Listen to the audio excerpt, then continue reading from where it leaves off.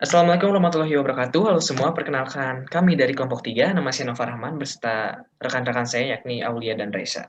Nah, di sini kami ingin membahas suatu kasus di bab 3 ekonomi, permintaan dan penawaran. Namun sebelumnya saya ingin memberikan penjelasan terlebih dahulu mengenai permintaan dan penawaran. Apa sih itu permintaan? Permintaan adalah jumlah barang yang diinginkan dan dapat dibeli oleh konsumen.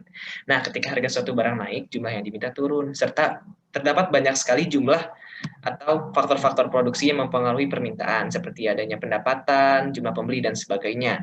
Selanjutnya, apa itu penawaran? Penawaran adalah jumlah yang bisa ditawarkan oleh si penjual.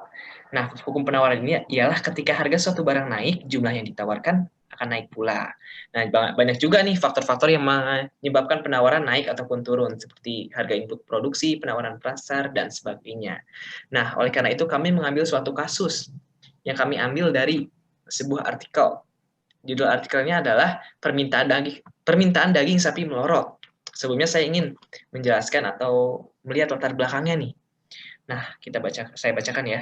Tingkat permintaan daging sapi mengalami penurunan. Hal itu tercermin dari realisasi importasi sapi bakalan ke Indonesia yang turun dibandingkan tahun lalu. Wah, jadi permintaan daging sapi ini turun. Nah, menurut teman-teman, apa sih yang menurut teman-teman menyebabkan permintaan daging sapi ini menurun?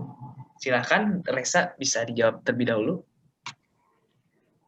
Menurut gue ada pengaruh dari dampak COVID-19 itu sendiri ya, karena kalau misalnya ada COVID-19 banyak perusahaan tutup terus karena di PHK, ujung-ujungnya income dari masyarakat itu sendiri turun. Kalau income-nya turun maka permintaan terhadap daging sapi juga turun, karena bagi kebanyakan orang daging sapi itu kan kayak barang mewah gitu, barang yang sedikit mewah, jadi tergantung banget sama permintaan masyarakat. Kalau misalkan income-nya turun berarti lebih ke kenaikan permintaan terhadap barang inferior gitu sih.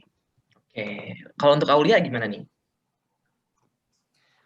Dari produsen ini sendiri, karena di negara mereka lockdown. Nah, itu kan jadi keterbatasan gitu kan buat akses di pabriknya, terus buat akses ekspor barang mereka ke luar negeri gitu.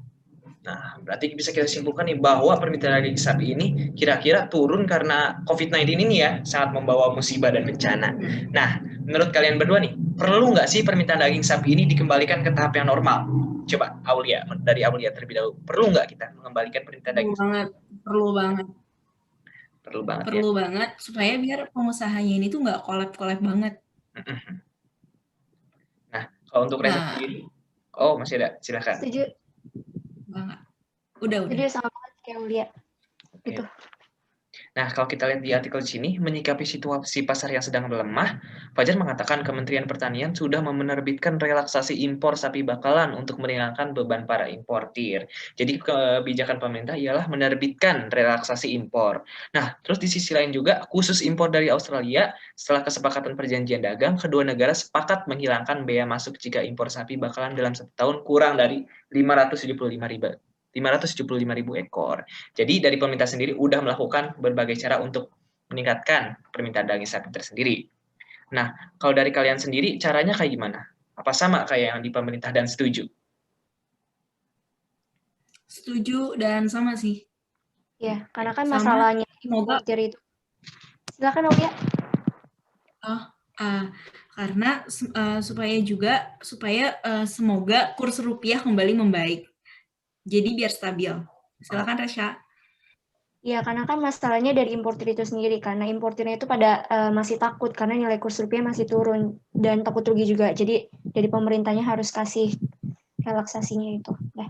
Oke, baik. Nah, besar harapan dari kita, kami ya, untuk perekonomian Indonesia ini semoga kedepannya bisa naik lagi nih. Walaupun ada COVID-19 dan bencana segala hal, lockdown, PSBB, dan sebagainya, semoga perekonomian di Indonesia masih tetap stabil atau bahkan meningkat dengan cara apa? Dengan mungkin karena COVID-19 kan banyak sektor-sektor yang dapat meningkat nih, kayak pendidikan dan sebagainya. Dan semoga dengan hal itu kita bisa mencari alternatif sehingga perekonomian Indonesia bisa lebih naik lagi dibandingkan sekarang.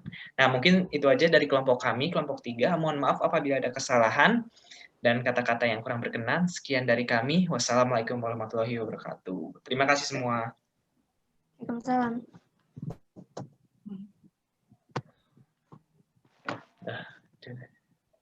Mantap nih. Coba kita stop recording.